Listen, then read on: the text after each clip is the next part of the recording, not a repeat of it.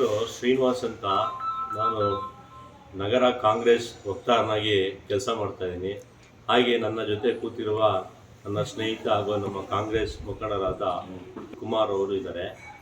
ಏನಿವತ್ತು ಇಂದಿನ ಪ್ರತಿನಿಧಿಸುವ ಉದ್ದೇಶ ಏನಂದರೆ, ಈ ನಾಡಿನ ಕನ್ನಡ ಸಮಸ್ತ ನಾಗರಿಕ ಬಂಧುಗಳಿಗೆ 78ನೇ ಸ್ವಾತಂತ್ರ್ಯೋತ್ಸವದ ಶುಭಾಶಯವನ್ನು ಕೋರುತ್ತಾ, ಇವತ್ತು ನಮ್ಮ KG ಕೊಪ್ಪಲಿನ ಆದಿಶಕ್ತಿ ಕಾಳಮ್ಮ ಬಂದಂತಮ್ಮ ದೇವಸ್ಥಾನದಲ್ಲಿ 21ನೇ ವರ್ಷದ ವಾರ್ಷಿಕೋತ್ಸವದ ಪ್ರತಿ ವರ್ಷವೂ ಬಹಳ ವಿಜೃಂಭಣೆಯಿಂದ ಆಚರಿಸ್ತೀವಿ.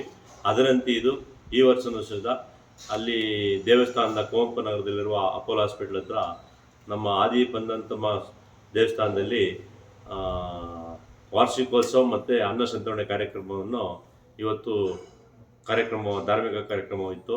ಈ ಕಾರ್ಯಕ್ರಮಕ್ಕೆ ವಿಶ್ವ ಒಕ್ಕಲಿಗ ಸಂಸ್ಥಾನದ ಪೀಠಾಧ್ಯಕ್ಷರಾದಂಥ ಶ್ರೀ ಶ್ರೀ ಶ್ರೀ ಚಂದ್ರಶೇಖರ ಸ್ವಾಮೀಜಿಯವರನ್ನು ನಾವು ಪರ್ಸನಲ್ ಹೋಗಿ ಕಮಿಟಿಯ ಪರವಾಗಿ ನಾನು ಸುಧಾ ಹೋಗಿ ಆಹ್ವಾನಿಸಿದೆವು. ಅದರಂತೆ ಅವರು ಇವತ್ತು ಸುಮಾರು ಒಂದು 12:30 ಗಂಟೆಗೆ ಬಂದು ಅಲ್ಲಿ 1-2 ಗಂಟೆ ಕಾಲ ಆ ಒಂದು ಧಾರ್ಮಿಕ ಉತ್ಸವದಲ್ಲಿ ಪಾಲ್ಗೊಂಡು ಆನಂತರ ನಮ್ಮ ಮನೆಗೆ ಬರುವ ಕಾರ್ಯಕ್ರಮವಿತ್ತು. ಸೊ ನಮ್ಮನೆಗೂ ಬಂದು ನಮ್ಮಲ್ಲಿ ಒಂದು ಪಾದಪೂಜೆಯನ್ನು ಸಹ ಅವರಿಗೆ ಸ್ವಾಮೀಜಿಗಳಿಗೆ ಇಟ್ಕೊಂಡಿದ್ದು. ಆ ಕಾರ್ಯಕ್ರಮಕ್ಕೂ ಸಹ ಸ್ವಾಮೀಜಿ ಬಂದಿದ್ದರು. ತದನಂತರ ಸ್ವಾಮೀಜಿಯವರು ಏನು ಹೇಳಿದ್ದಾರೆ ಅಂದರೆ, ನಮ್ಮ ನಾಯಕರಂಥ ಸನ್ಮಾನ್ಯ ಶ್ರೀ DK ಶಿವಕುಮಾರ್ ಸಾಹೇಬ್ರ ಬಗ್ಗೆ ಆಗಲಿ ಅಥವಾ ನಮ್ಮ ಒಕ್ಕಲಿಗರ ಸಮಾಜದ ಮುಖಂಡರಾದ ಕುಮಾರಣ್ಣನ ಬಗ್ಗೆ ಆಗಲಿ, ನೀವಿಬ್ಬರೂ ಸಹ ಒಕ್ಕಲಿಗ ಸಮಾಜದ 2 ಕಣ್ಣಿಗಿಳಿದಂತೆ. ನೀವು ಯಾರು ಪರಸ್ಪರ ನಿಂದನೆ ಆರೋಪಗಳನ್ನು ಮಾಡಿ ವೈಯಕ್ತಿಕ ತೇಜೋವಧೆ ಮಾಡಬೇಡಿ.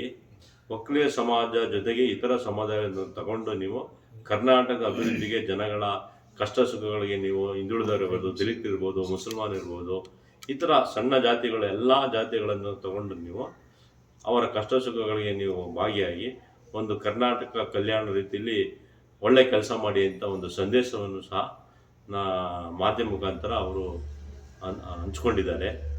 ನಾನು ಹೇಳೋದಿಷ್ಟೇ, ಸನ್ಮಾನ್ಯ DK ಶಿವಕುಮಾರ್ ಸಾಹೇಬರು ಆ ದಿನಗಳಲ್ಲಿ ಹಿಂದೆ ಇದ್ದಂಥ JDS BJP ಕಾಂಗ್ರೆಸ್ ಮೈತ್ರಿ ಸರ್ಕಾರದಲ್ಲಿ ಅವರಿಗೆ ಕುಮಾರಣ್ಣನ ಮುಖ್ಯಮಂತ್ರಿ ಮಾಡಿದ್ದಾರೆ. ಹಾಗೆ ನಮ್ಮ ಕಾಂಗ್ರೆಸ್ ಪಕ್ಷವು ಅವ್ರ ತಂದೆ ಆದಂಥ ಶ್ರೀಮಾನ್ ದೇವೇಗೌಡರನ್ನು ಸಹ ಪ್ರಧಾನಮಂತ್ರಿಯನ್ನು ಮಾಡಿದ್ದಾರೆ. ಹಾಗಾಗಿ ಈಗ DK ಶಿವಕುಮಾರ್ ಸಾಹೇಬ್ರನ್ನ KPC ಅಧ್ಯಕ್ಷರು ಆದಮೇಲೆ ಸುಮಾರು 136 ಸೀಟುಗಳನ್ನು ಕರ್ನಾಟಕದಲ್ಲಿ ಮುಖ್ಯಮಂತ್ರಿ ಆಗ್ತಾರೆ DK ಸಾಹೇಬ್ರು ಅಂತೇಳಿ ಒಕ್ಕಲಿಗ ಸಮಾಜ ಅವ್ರನ್ನ ಕೈ ಹಿಡಿತು. ಅದರಂತೆ ಜನನೂ ಸುಧಾ 136 ಸೀಟನ್ನು ಮಂಡ್ಯ ಭಾಗ ಇರ್ಬೋದು, ಹಾಸನ ಇರ್ಬೋದು, ಈ ಕಡೆ ಮೈಸೂರು ಭಾಗ ಇರ್ಬೋದು, ಕೋಲಾರ ಇರ್ಬೋದು, ಹೀಗೆ ಬೆಂಗಳೂರು ಗ್ರಾಮಾಂತರ ಕೆಲವು ಭಾಗಗಳಲ್ಲಿ ಅತಿ ಹೆಚ್ಚು ಸೀಟುಗಳನ್ನು ಕೊಡೋದ್ರ ಮುಖಾಂತರ ಸನ್ಮಾನ್ಯ ಶ್ರೀ DK ಶಿವಕುಮಾರ್ ಮುಂದೆ ಮುಖ್ಯಮಂತ್ರಿ ಆಗ್ತಾರೆ, ಮತ್ತು ಯಾರು KPC ಅಧ್ಯಕ್ಷ ಆಗ್ತಾರೆ ಅವರೇ ಮುಖ್ಯಮಂತ್ರಿ ಅಂತ ಎಲ್ಲ ಕಡೆ ಒಂದು ಪ್ರಚಾರ ಜನಗಳಿಗೆ ಬಂದಿರೋದ್ರಿಂದ ಅವರು ಆ ಸೀಟನ್ನ ನಂಬರ್ನ ಗೆಲ್ಲಕ್ಕೆ ಸಾಧ್ಯ ಆಯಿತು. ತದನಂತರ ಅವ್ರಿಗೆ ಅವಕಾಶ ಇದೆ, ಇಲ್ಲ ಅಂತ ಯಾರೇನು ಭ್ರಮ ನಡೆಸ ಆಗಬೇಕಾಗಿಲ್ಲ. ಮುಂದಿನ ದಿನಗಳಲ್ಲಿ ಮಾನ್ಯ ಸೋನಿಯಾ ಗಾಂಧೀಜಿ ಇದ್ದಾರೆ, ರಾಹುಲ್ ಗಾಂಧೀಜಿ ಇದ್ದಾರೆ, ಮತ್ತು ಖರ್ಗೆ ಸಾಹೇಬರಿದ್ದಾರೆ. ಸೊ ಈ ಥರ ಎಲ್ಲ ನಮ್ಮ ಕಾಂಗ್ರೆಸ್ನ ಹೈಕಮಾಂಡ್ ಇವರಿಗೆ ಮುಂದಿನ ದಿನಗಳಲ್ಲಿ ಮುಖ್ಯಮಂತ್ರಿ ಸಿಗೋದ್ರಲ್ಲಿ 2 ಅನುಮಾನ ಇಲ್ಲ. ಅದ್ರ ಬಗ್ಗೆ ಯಾರು ನಮ್ಮ ಸಮಾಜದವರಾಗಲಿ ನಮ್ಮ ಕಾಂಗ್ರೆಸ್ ಲೀಡರ್ ಆಗಲಿ ಅವ್ರಿಗೆ ಮುಖ್ಯಮಂತ್ರಿ ಹಾಗೇ ಆಗ್ತಾರೆ, ಅದರಲ್ಲಿ 2 ಮಾತಿಲ್ಲ. ಸೊ ನಾವು ಸುಧಾ ಚಾಮುಂಡೇಶ್ವರಲ್ಲಿ ನಾವು ಆಸೆ ಕೇಳ್ಕೊಳ್ಳೋದಿಷ್ಟೇ, ಮುಂದಿನ ದಿನಗಳಲ್ಲಿ ಹೆಂಗೆ ನಮ್ಮ DK ಸಾಹೇಬರು ಸನ್ಮಾನ್ಯ ಶ್ರೀ ಸಿದ್ದರಾಮಯ್ಯ ಸಾಹೇಬ್ರನ್ನ ಸಪೋರ್ಟ್ ಮಾಡ್ಕೊಂಡು ಹೋಗ್ತಾ ಇದ್ದಾರೆ, ಹಾಗೆಯೇ ನೀವು ಸುಧಾ ಒಬ್ರಿಗೊಬ್ಬರು ಒಂದಾಗಿ ಒಂದು ನಾಡಿನ 2 ಮಕ್ಕಳಂತೆ ಮುಂದಿನ ದಿನಗಳಲ್ಲಿ ಇನ್ನೂ ಕಾಂಗ್ರೆಸ್ ಪಕ್ಷವನ್ನು ಸದೃಢವಾಗಿ ಕಟ್ಟಿ ಬೆಳೆಸಿ ಮುಂದೆ ಇನ್ನೂ 10 ವರ್ಷ ಅಧಿಕಾರ ಇರುವಂಥ ನೀವು ಮಾಡಬೇಕಂತೇಳಿ ನಾನು ಇಬ್ಬರು ನಾಯಕರಲ್ಲಿ ಮನವಿ ಮಾಡ್ಕೊಳ್ತಾ, ನಾವು ಕಾಂಗ್ರೆಸ್ಸಲ್ಲಿ DK ಶಿವಕುಮಾರ್ ಬೇರೆ ಇಲ್ಲ, ಸಿದ್ದರಾಮಯ್ಯ ಸಾಹೇಬ್ರು ಬೇರೆ ಇಲ್ಲ, ಇವರಿಬ್ಬರು ಒಂದು ನಾಣ್ಯದ 2 ಮಕ್ಕಳಿದ್ದಂಗೆ. ನಮ್ಮ ಕಾಂಗ್ರೆಸ್ಸಲ್ಲಿ ಇವರಿಬ್ಬರು ಮಾಸ್ ಲೀಡ್ರು.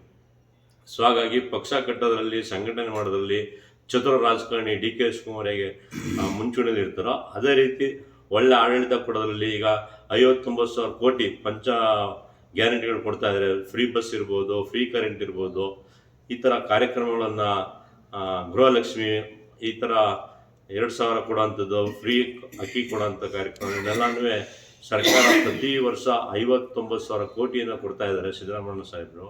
ಸೊ ಯಾವುದೇ ರೀತಿ ಭ್ರಷ್ಟ ಆಡಳಿತ ಇಲ್ಲದಂತೆ ಎಲ್ಲ ಜನಪರ ಕಾರ್ಯಗಳನ್ನು ಕೊಡ್ತಾ ಬರುವಂಥ ನಮ್ಮ ನಾಯಕರಾದ ಸನ್ಮಾನ್ಯ ಶ್ರೀ ಸಿದ್ದರಾಮಯ್ಯವರು.